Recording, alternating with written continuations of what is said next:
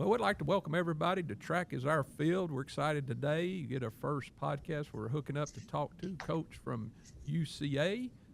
Had some great weather last week. Looks like it's going to be iffy this week, but more on the chance of no rain. But, Carl, let's introduce our speaker and let's get a conversation started. Okay, our guest today is Coach Josie Weaver, Director of Track and Field and Cross Country at University of Central Arkansas, coming off a recent conference championship. So we'd like to talk with Josie, our Coach Weaver, about his recent successes and his outlook for the outdoor season. Coach Weaver, first question is, give us a little background about you. What track and field, where did you start there in high school or just collegiately, and how you ended up getting to UCA? Yeah, for sure. And thanks for having us on, guys. Like, we're really excited to be able to represent UCA on this platform. Appreciate you guys pushing the sport for all that you do. I'm a coach's son. I grew up in a coaching family. If you're a Weaver and you're a male, you're pretty much a teacher and a coach. That's just what it is. So I'm the first one kind of in my family that's been at the college level. But most of my uncles and my dad is a high school teacher and coach in North Carolina. So it's kind of what I knew I wanted to do early on. As far as myself as a runner, grew up in a small rural town in North Carolina, Weaverville, North Carolina, right outside of Asheville in the mountains. And my growing up was really based on sports. Wanted to play football, basketball, baseball, you name it. We played it. Frame wise, by the time I got to be a junior in high school, I wasn't going to go pro in football. So track ended up being my sport, especially on the distance running side, and was able to have a good high school career there.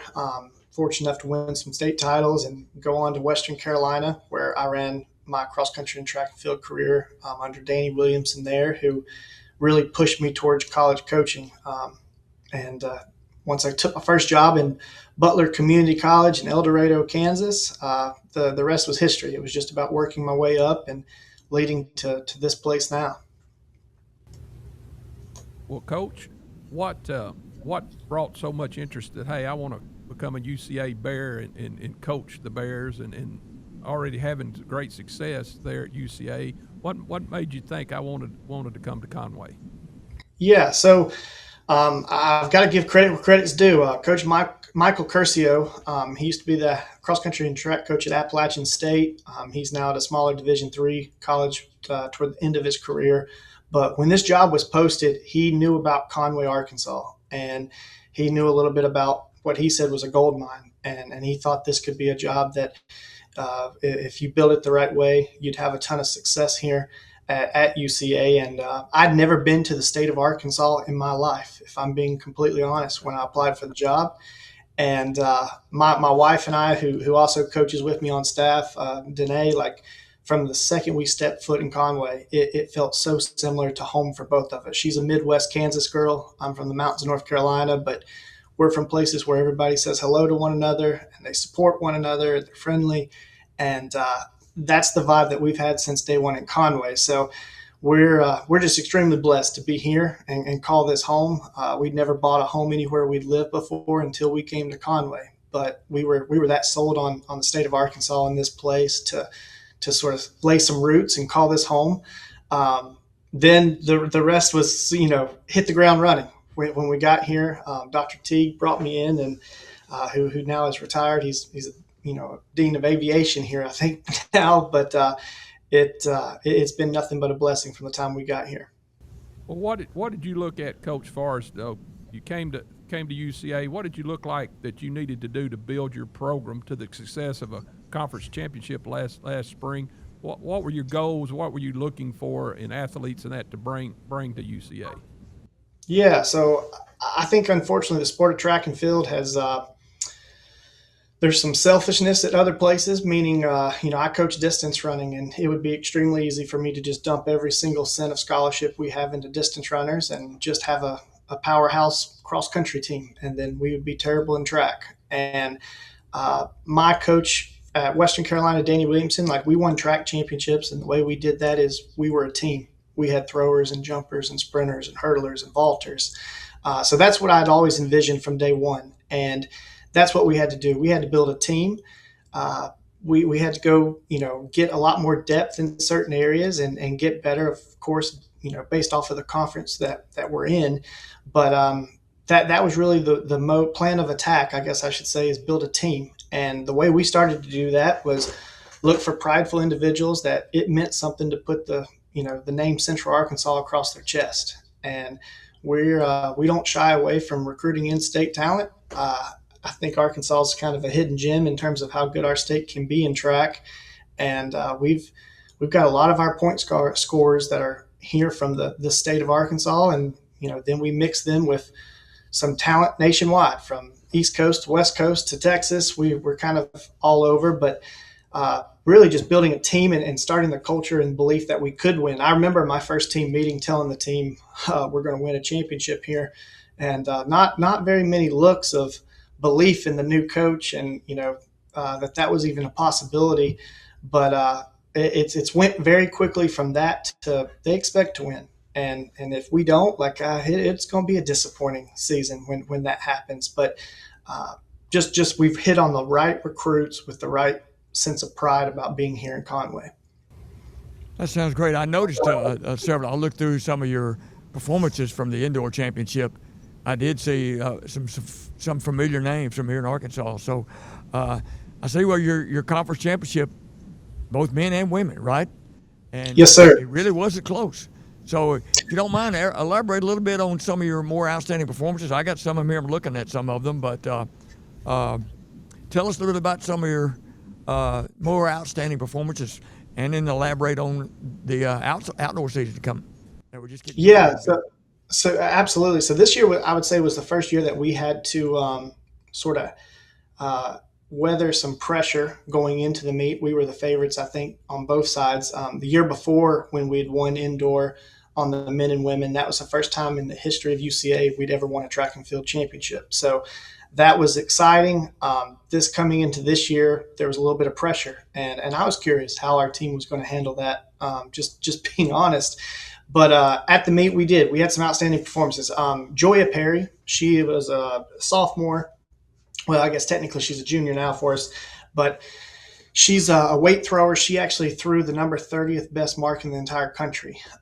If you asked her about the meet, she'd tell you she's disappointed because she wanted to throw 2 weeks later at the University of Arkansas. She's chasing that national mark, and to do that, she needed to be in the top 16, but had an outstanding meet, outstanding year.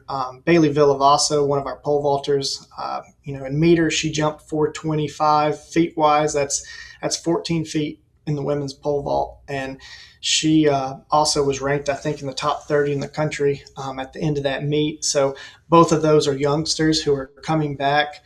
On the men's side, our men's throws did pretty good there. Jaden Sneenberger, we had a JUCO transfer, Keaton Hansen, that ran 47 flat in the indoor open 400.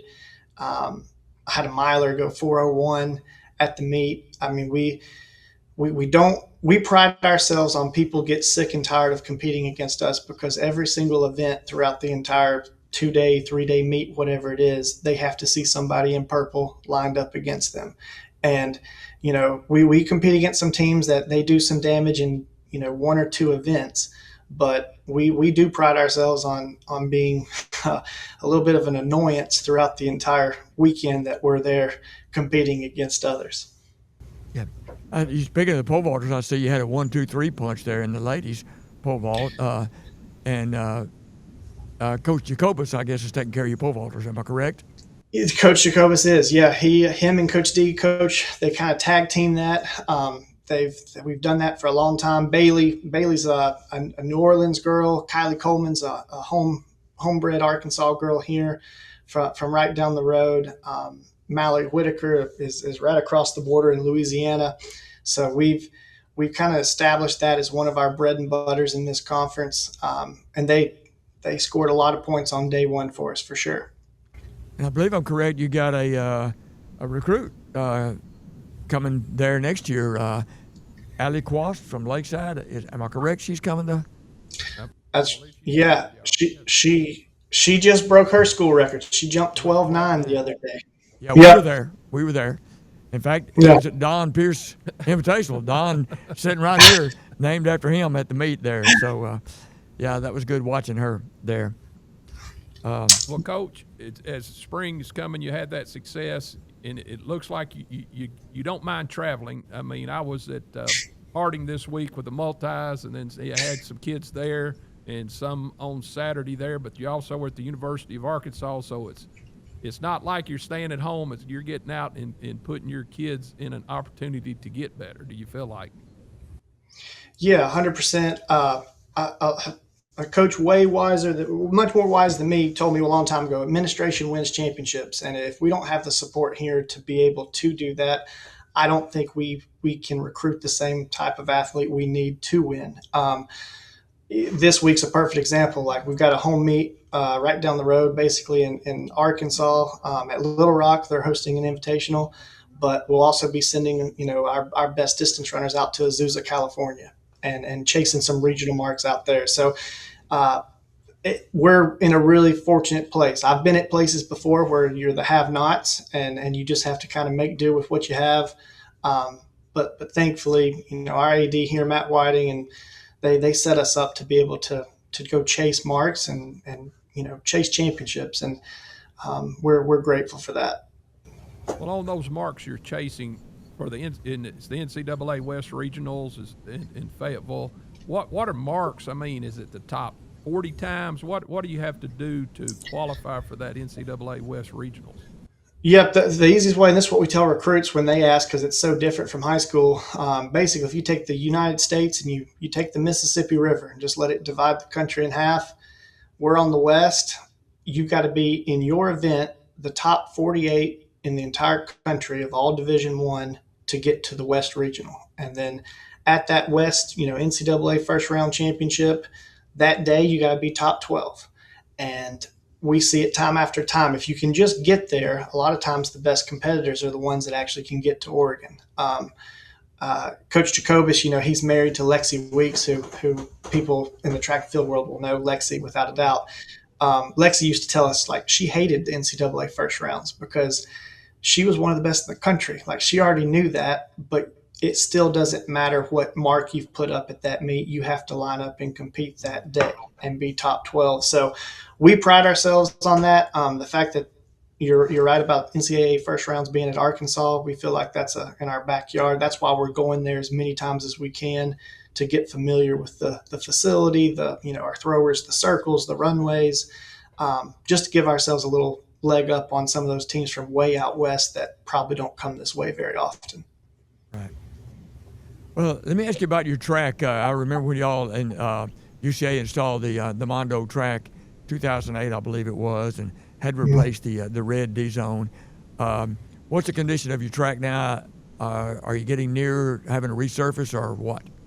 Yeah, I don't know how much I'm able to put out there, but I do think it will have a different look very soon. I think our track will have some maybe some really cool colors in it. We're in talks right now actually about that. So our team is excited about that. We've told their incoming recruits that is on the to-do list, and from what I hear, it's going to be on the very, very short term. That will look different. So if I gave you the answer of that today, I'd say our track's looking like it's about time to be replaced. Hopefully next year I can tell you, hey, our track's been replaced and it's brand new and ready to roll. But the Mondo has been great. It's prepared us in a lot of ways. It's held up really well.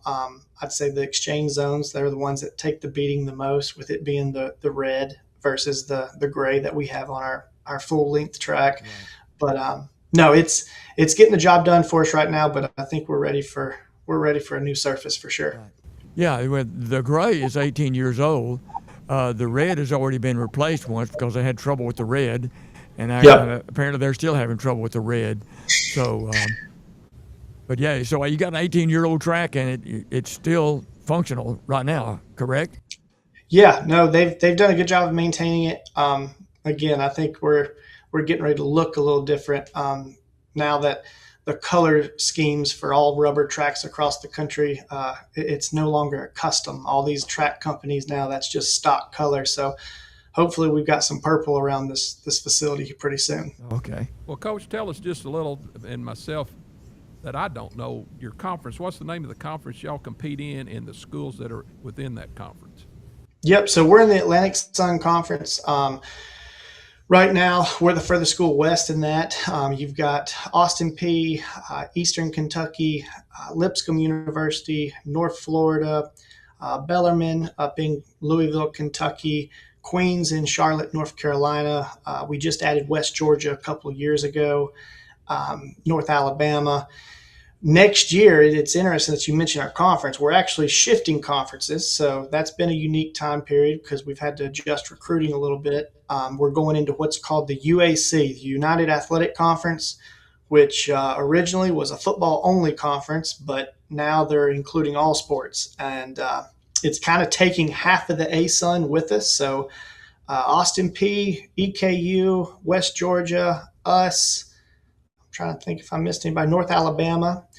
We will be joining Tarleton, Abilene Christian, UT Arlington, Little Rock will be in our conference. And I don't think I left anybody off there. So it's going to be a brand new one next year. And it's been very unique in preparing for this one and at the same time looking ahead to see how we would stack up against some teams that we don't compete against right now. When will your conference outdoor championship, and where will it be located this year? If you find that out, let me know. We've asked; they've not told me anything. If I'm being honest, I don't know where cross country is going to be yet. So we're sitting here waiting. There's several schools in this new conference that can host. We're one of them. Little Rock, I believe, Abilene Christian, UT Arlington. So we might be in Texas. We might be in Arkansas. If I had to be a betting man, I'd say one of those two places. So next year will be the new conference, correct? Yes, sir. And you still don't know where this year's conference meet's going to be? The ASUN? This year we're in North Florida. So University of North Florida, they've got an amazing facility. In fact, they host the East NCAA first round championships quite often. We're lucky that they have such a nice facility, but that's where we'll be for outdoor in middle May. Sounds like you're going to be a little bit more close proximity for next year's conference. I think without a doubt, I think it helps the conference sports, immensely. Our softball team now doesn't have to fly to Florida 4 different times to play teams over there. For us track and field teams, we dictate our own schedule. It's not unique that when we line up at the conference championship, a lot of times we've never seen someone that year until that meet. So I don't mind it. I think if you're more mentally sharp and prepared, it kind of gives you an advantage anyway versus having to see somebody and race them constantly. Right. You see what their performance levels are being, though. You know that. Yes, sir. You just hadn't seen their face. Yes, sir. Or their backside. hopefully not their backside too much.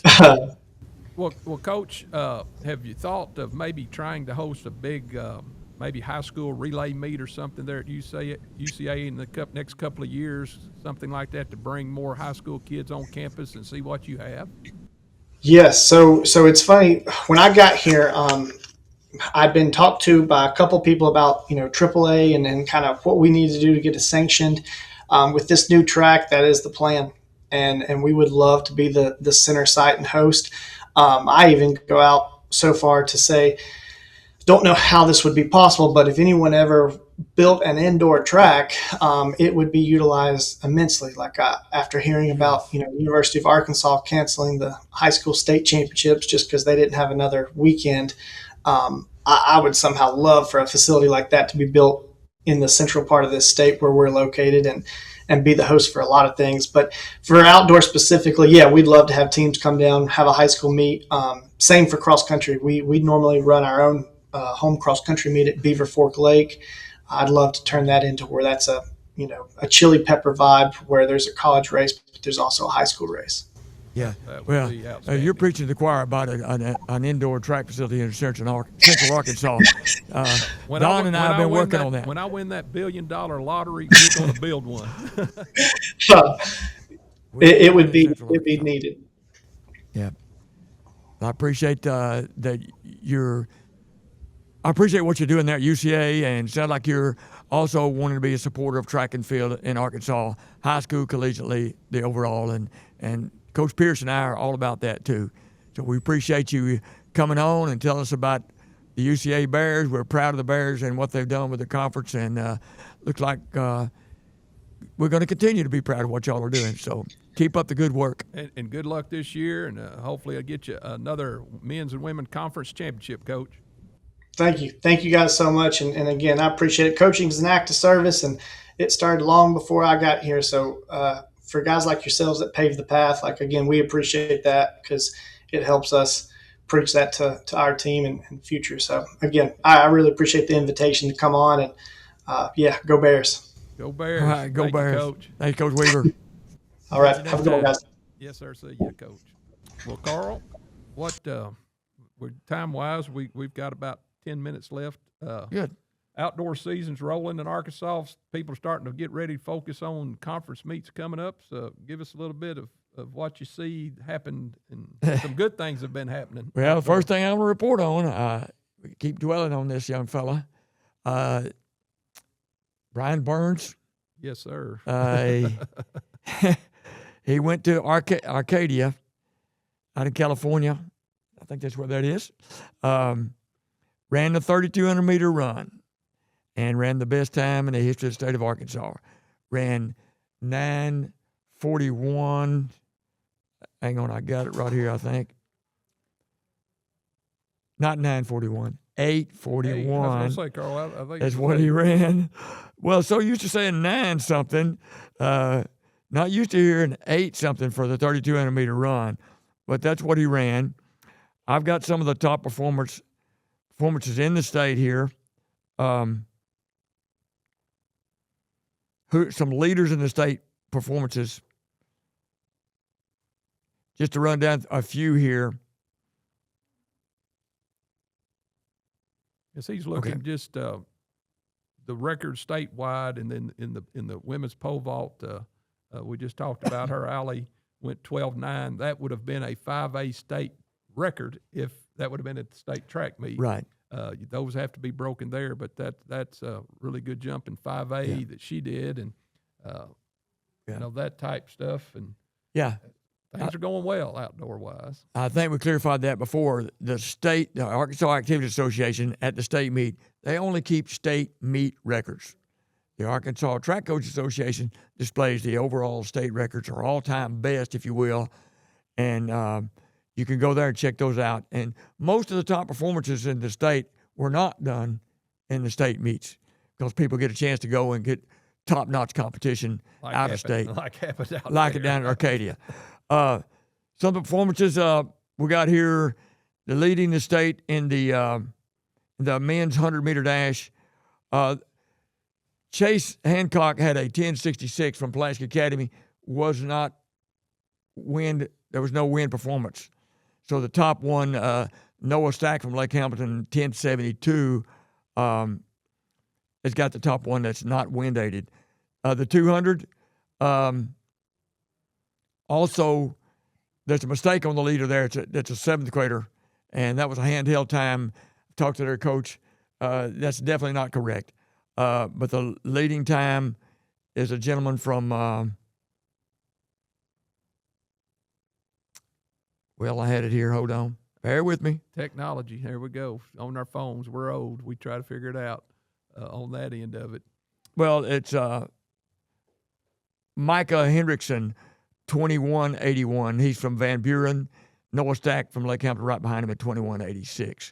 Now I'll go back just in the line because that was out of place on my lists. The 400 is Chris Harden of Marion, 47.86. 800, Matthew Thurman of Shiloh, 154.02. And Alan Gallardo Lopez still leads the outdoor 1,600 to 4:13.09. Of course, we know Burns is running 4:00.09. In the 4x100 relay, Bentonville West has run 41.69. 4x2 is Van Buren, 128.10. 4x4 is Mountain Home, 323.04. The 4x8 is Bentonville, 755.49. High jump, Jacorian Love, 6'7", from McGee. Long jump is Kerrion Grimes, Joe T. Robinson. That also wind-aided. The girls, 100 meters, Skylar Sterrett, but it's a wind-aided 11.93. Izzy Satangda, 24.69. She's from Fayetteville. 400 is Helen Hesselgren from Fayetteville, 57.01. 800, Helen also has the 800, 213.43. The 4x1, we have Bentonville at 48.15. The 4x2 is Fayetteville, 142.25. The 4x400 is 359.75 by Bentonville. Bentonville also has the best 4x800 at 18.39. Very good one. High jump, Irony Larry of MacArthur Junior High, 5'6". And Morgan Langley of Bentonville has a 19.9 in the long jump. Well, That's Carl, our top I know we're performers. going to have to finish up because they're Yeah. to have change of class, but I do want to thank Tommy Howard with Edward Jones and his partner, Amy Thompson. You can get a hold of Tommy. He's a financial advisor for Edward Jones, and his number is 501-224-7699. Him and Amy Thompson will be glad to help you. And Steve Qualls with Design Lab, 501-767-0066 is his phone number. And Arkansas Track Coaches Association, again, we want to thank them. Get on their website. You can find a lot of information there on records and that, and look at those things. A lot of track meets coming up this week. We'll be hopefully next week. We may have another guest. We don't know where from, but we may have one from Kansas State. We might have somebody from University of Kentucky, but we may have somebody And a high school athlete. or a high school athlete from maybe Bentonville that's run 8:39 maybe. He now has the all-time best performances in the 800, 1600, and the 3200. Well, this is Tracking Our Field. We thank you. We want to thank Coach Weaver again for taking time to speak with us, and we want to thank Fountain Lake Broadcasting Class for making this possible. Absolutely. And subscribe if you enjoy doing this. And just hit the subscribe button. We're not charging anything, but that gets it out there where people can see that a lot of people have subscribed, and we can get more out there in Arkansas and across the nation to watch a little of this. Till then, we'll see you next week. Thank you.